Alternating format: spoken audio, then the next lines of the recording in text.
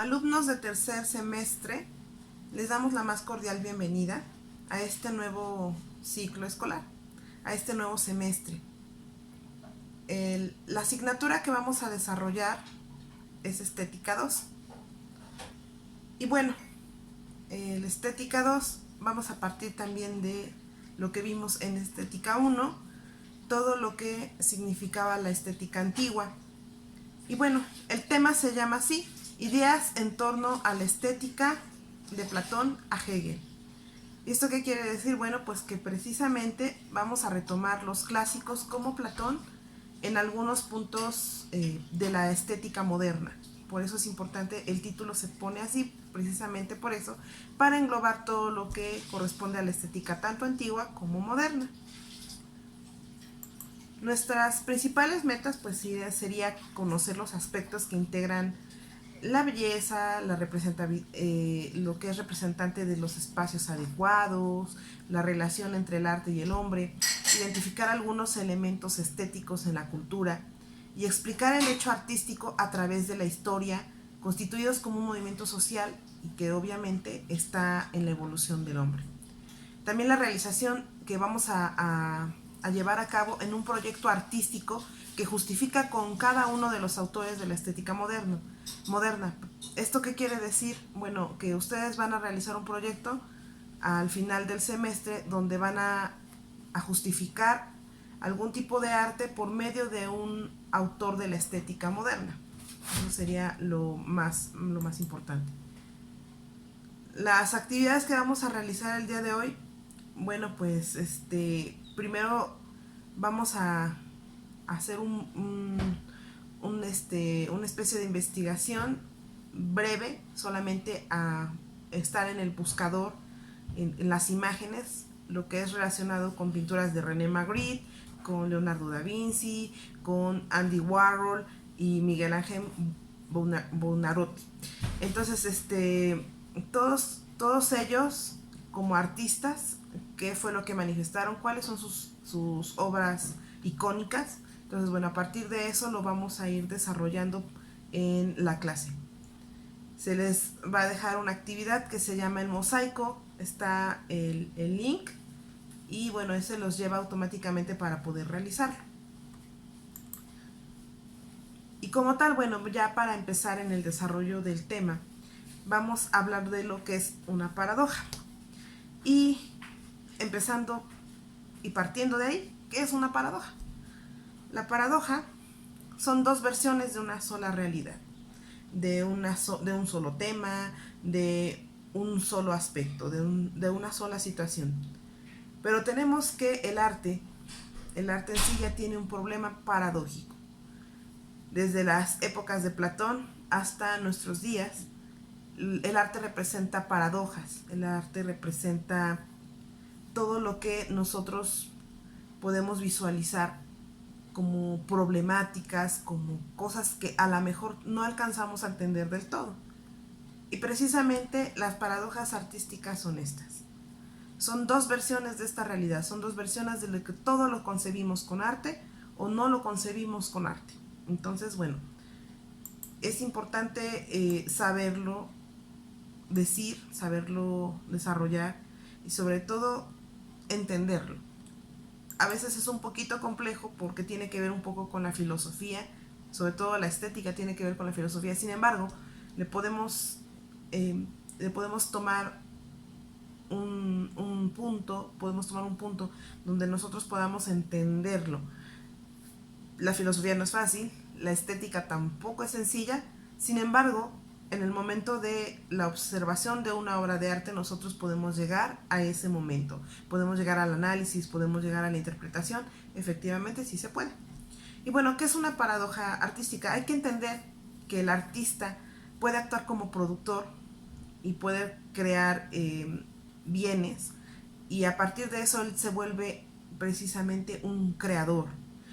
Busca establecer estas formas artísticas que generan esta evolución en este sentido cultural, y que obviamente con este contenido se van dando pues cada situación en este pensamiento artístico, en este pensamiento evolutivo, también social, porque esto tiene mucho que ver también con cada uno de nosotros.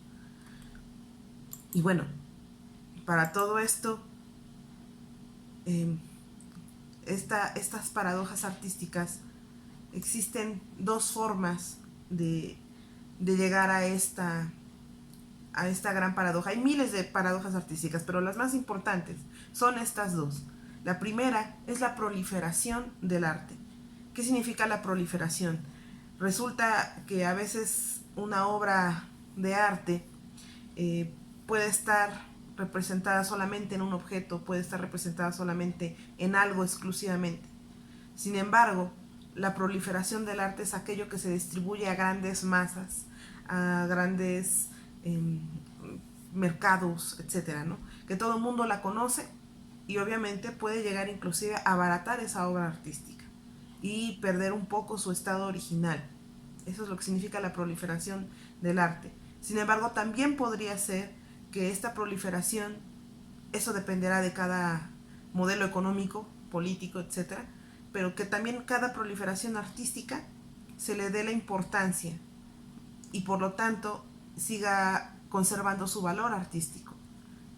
La segunda paradoja o la contradicción de esta misma es el valor comercial de esta obra de arte. Eso es bien importante porque las obras en sí ya tienen un valor artístico cuando alguien la produce, o sobre todo si es de renombre o que ya es un artista conocido, ya tiene esa obra automáticamente un valor artístico.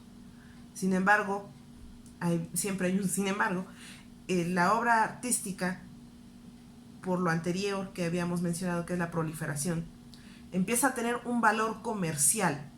Y este valor comercial precisamente demerita, inclusive devalúa, la obra de arte. Cuando se prolifera, les voy a poner un simple ejemplo.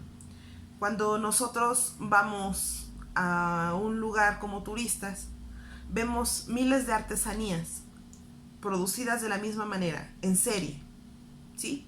Vemos, vamos a decir, vemos un llavero hecho de madera y lo vemos producido en serie. No es único, sin embargo es muy bonito, es muy muy bello, nos gusta mucho, lo vamos a comprar, lo vamos a adquirir, pero lo adquirimos por varias unidades.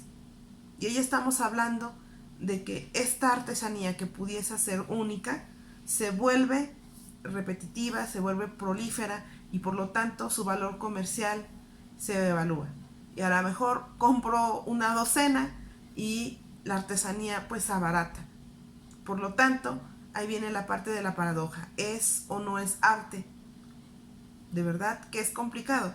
¿Por qué? Bueno, porque no siempre lo que nos gusta puede ser arte. No siempre lo que tenemos en las manos puede llegar a ser un objeto único. Hay tres características que distinguen una obra artística.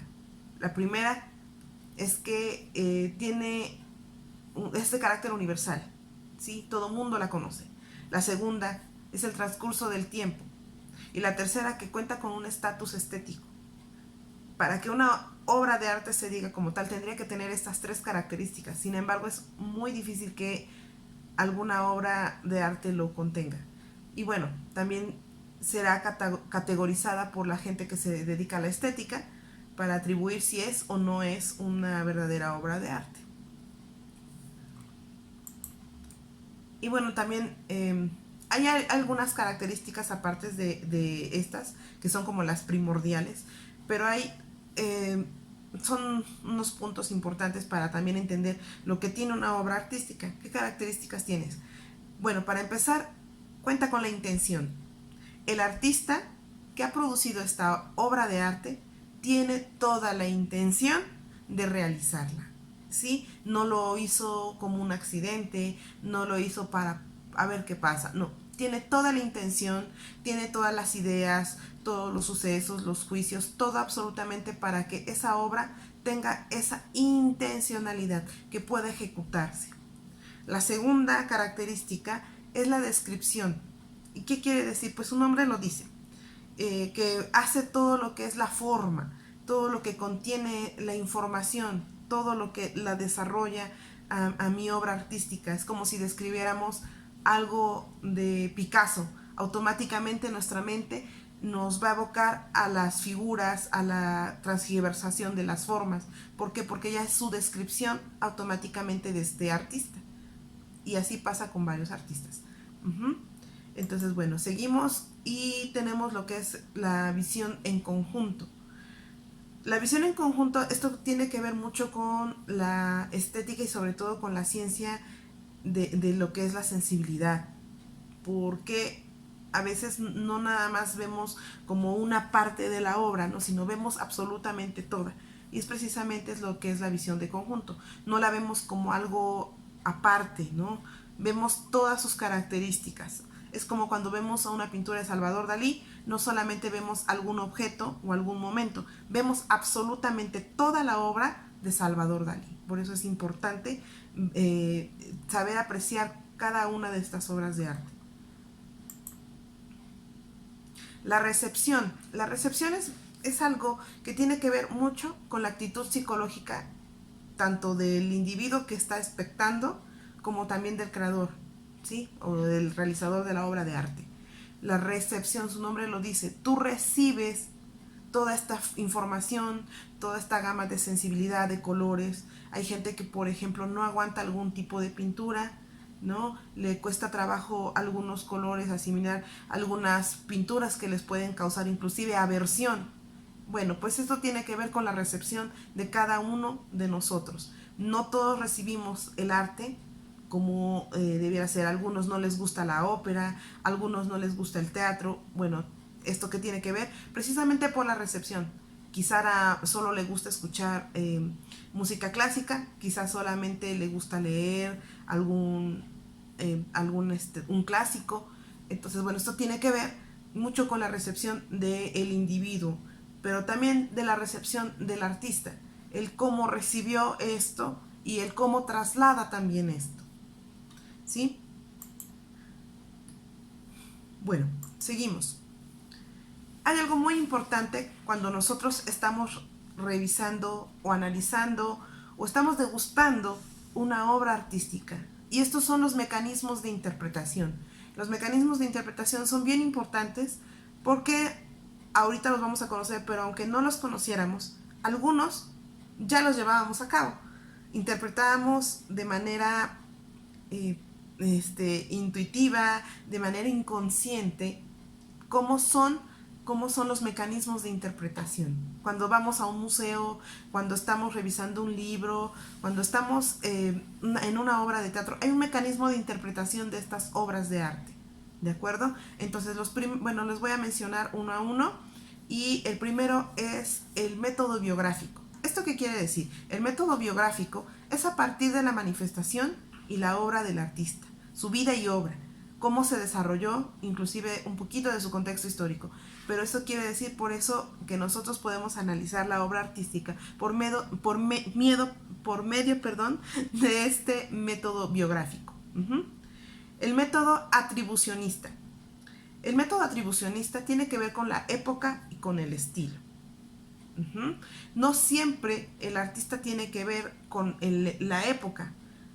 Algunos artistas superan su época y están como muy adelantados. Sin embargo, todavía hay un estilo. Cada uno contempla esa parte del estilo. ¿Por qué? Porque en ese tiempo se pintaba de tal forma, o porque en ese tiempo se expresaba de tal forma. El estilo también es muy importante a pesar de la época. El método filológico. Este tiene que ver con la identificación y la datación de las obras de los artistas. La producción, la monografía del artista. Tiene mucho que ver. Ya tenemos en este sentido algunos datos más importantes para poder hacer un análisis de estas obras artísticas. Ya tenemos como más datos. Por eso dice filológico, porque tiene la datación, tiene más datos. El método formalista. Este consiste en un método que tiene un fundamento científico, que tiene que ver con la historia del arte, que tiene que ver con la ciencia, y sobre todo, bueno, que hay una evolución estilística desde los comienzos de las manifestaciones artísticas hasta nuestra época, por ejemplo, o bueno, mínimo hasta el siglo XVIII o XIX, sería nada más hasta ese tiempo. Sin embargo, bueno, el método formalista se caracteriza precisamente por eso, porque ya empieza a meter un poco de ciencia, un poco de explicación, un poco de razón a lo que es un método de interpretación de una obra de arte. El siguiente método es el de Hegel, que es un autor que vamos a ver mucho más adelante y es muy importante porque aparte de ser un sociólogo, gente que interviene mucho en la historia, también realiza un determinismo sociológico e ideológico por medio del arte. Él expresa que la belleza, que lo bello supera inclusive a la naturaleza y que bueno, que todo esto es de carácter espiritual. Entonces, también nosotros lo podemos interpretar así. De alguna manera, cuando vemos algo bello o una obra de arte nos gusta, está tocando parte de nuestro espíritu, está moviendo cosas dentro de nosotros.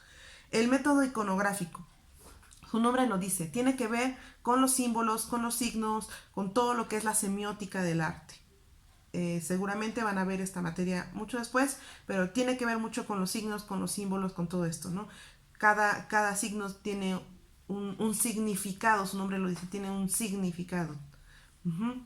Sigue el método sociológico. El método sociológico está muy ligado a todo lo que es la historia del arte, todo lo que es la historia social del arte. Obviamente se basa en la historiografía, se basa en cuestiones sociales, políticas, todo lo que es la producción artística que se desarrolló la obra de arte para poder entenderla. El método psicológico, su nombre es muy claro. A lo mejor cada uno de nosotros lo hemos desarrollado cuando vemos alguna obra artística o inclusive cuando vemos algún dibujo que nos causa alguna situación emotiva que está relacionado con algo onírico, con algo imaginario, no sé, bueno, eso tiene que ver precisamente con el método psicológico, que nos produce una sensación de alerta, no sé, tiene que ver mucho con toda la creatividad que hacen los productos y objetos y procesos del artista. O sea, tiene que ver mucho con eso. El método estructuralista. Este método ya es un poquito más complicado porque tiene mucho de los anteriores métodos y se caracteriza porque ya el lenguaje ya comunica a través de valores, ya tiene un signo estético, ya se interpreta por medio de un proceso de la estética, ya tiene signos icónicos, se defiende con el iconismo, etcétera, ¿no? Entonces tiene como propiedades más complejas. Lo ideal sería que todos analizáramos con el método estructuralista, pero bueno, esto ya lo realiza la gente que se dedica a la estética y a saber si es verdad o no una obra de arte. Y bueno, ya para casi concluir, les puedo comentar que en sí la historia del arte clasifica culturas, establece y observa siempre cómo se manifiestan cada uno de estos periodos históricos, las características que los hacen distintos. Es importante también que siempre el arte no ha sido solamente así, se ha basado inclusive en la ciencia, en pruebas del carbono 14, para poder comprobar su autenticidad, para poder comprobar el tiempo, la época, el año exacto donde se fue a realizar. Eso es importante. Y bueno, ahora pues van a tener que desarrollar algunas actividades. Hay una actividad que se llama el mosaico, que precisamente les va a mandar el link a Educaplay y ahí van a poder analizar, van a desarrollar, tienen un tiempo determinado para poder hacerlo. Y bueno, precisamente ahí repasamos un poquito lo que son los métodos de interpretación. Por mi parte sería todo. El tema para la siguiente clase es imagen y arte, perdón. Y su proyecto, bueno, su primer trabajo es una entrega de una investigación documental, máximo 5 hojas. Pueden tomar la información en el buscador que ustedes elijan y también van a buscar una pintura de manera impresa o digital que a ustedes les guste para poder trabajar con ella. Bueno, por mi parte sería todo. Si tienen alguna duda, háganmelo saber. Muchas gracias. Su servidora quedó de ustedes. Espero poderlos ver muy pronto. Espero que esto pase muy pronto. Ya es necesario verlos de manera presencial. Y bueno, les deseo lo mejor, alumnos. De nuevo, bienvenidos, sean, tengan toda la iniciativa, tengan toda la energía. Nos vemos pronto.